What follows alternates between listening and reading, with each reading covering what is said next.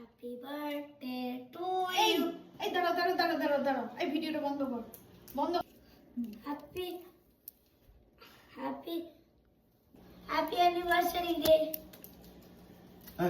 রাধে রাধে বন্ধুরা, সবাই নিশ্চয়ই ভালো আছো। আমাদের জীবনে অনেক কিছু মুহূর্ত থাকে যেগুলো আমরা চাইবো সবার সাথে শেয়ার করতে। আজকে আমি তোমাদেরকে বলবো এরকমই কিছু কথা যেগুলো আমি আমেরিকায় আসার পর উপলব্ধি করেছিলাম। এখানে পৌঁছে দেখেছিলাম রাস্তাঘাট পুরো জনমানব শূন্য।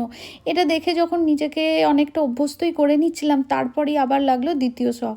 জানো তো, আমরা ছোটোর থেকে শুনে এসেছি রাস্তাঘাটে হাঁটাচলা করাই বলুন বা গাড়ি ড্রাইভই করুন, সবসময় লেফট সাইডটাকে ইউজ করতে, কিন্তু এখানে এসে দেখলাম পুরো উল্টো।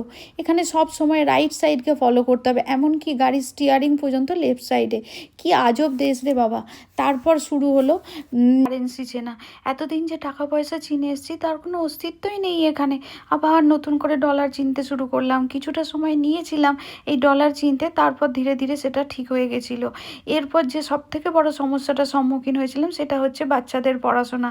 ইন্ডিয়ার থেকে তো একেবারেই আলাদা। ইন্ডিয়ার স্টুডেন্টরা যেরকম বই খাতা ছাড়া ভাবতেই পারে না, আর আমেরিকাতে বাচ্চারা তারা ট্যাব ছাড়া ভাবতে পারে না। সত্যি কি আজব দেশ রে বাবা। পাশ্চাত্যের জাতাকলের মধ্যে আমি যেন পেশা হয়ে যাচ্ছিলাম। এরকম অনেক কিছুই ঘটনা ঘটেছিল যেগুলো আমাকে খুব অবাক করেছিল। ধীরে ধীরে তোমাদের সাথে একটু একটু করে শেয়ার করব। আজকের জন্য এটুকুই। সবাই ভালো থেকো, সুস্থ থেকো। পরের কোনো ব্লগে দেখা হবে।